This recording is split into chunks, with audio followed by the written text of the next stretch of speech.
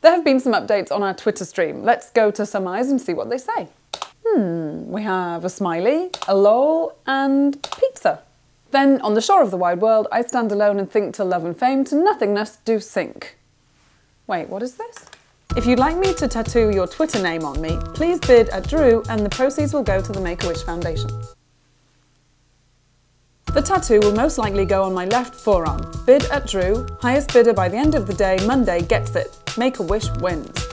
Bids are at $1,600. There is also a new Twestival tweet. Reports from Twestivals around the world are coming in, with the expectations of over $1 million raised for clean water around the world. And now for a bit more than a tweet on the Twitter awards.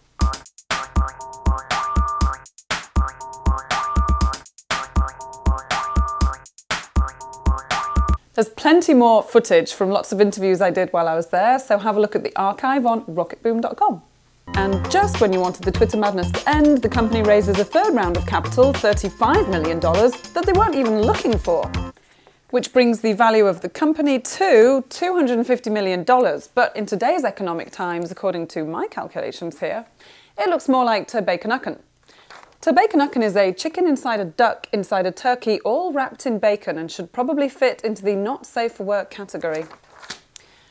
Here's a view of what's happening otherwise. As seen here, a corporate logo should really say something quintessential about the essence of the brand's image and identity.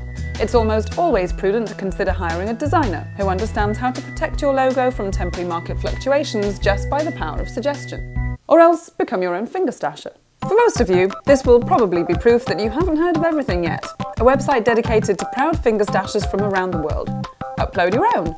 Check local events and network on fingerstache.com. A much different group of people with similar interests to that, led by doctoral student Sheena Liu at the University of Toronto, has created a mind-reading device.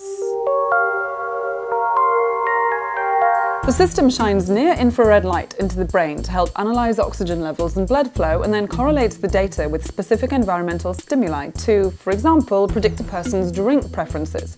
The contraption is said to make accurate predictions 80% of the time, and could one day help physically challenged people to move more freely just by thinking about it. This could be bad news for people out there with innocence disability. Not to be taken lightly in light of butterfly pupae impersonating ant queens as brainwashed ants sacrificing their young.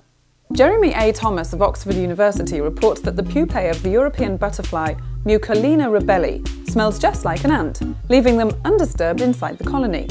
First, in caterpillar stage, they mimic young ants begging for food, even demanding special treatment by making the same sounds as ant queens.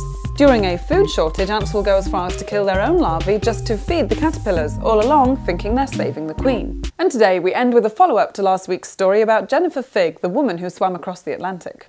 After further investigation by the world in general, it turns out she probably did swim in the Atlantic, but sat in her boat most of the way across, because she only swam 8 hours per day at most, and just a few minutes on other days. It would be therefore impossible for her to swim the entire length in only 24 days.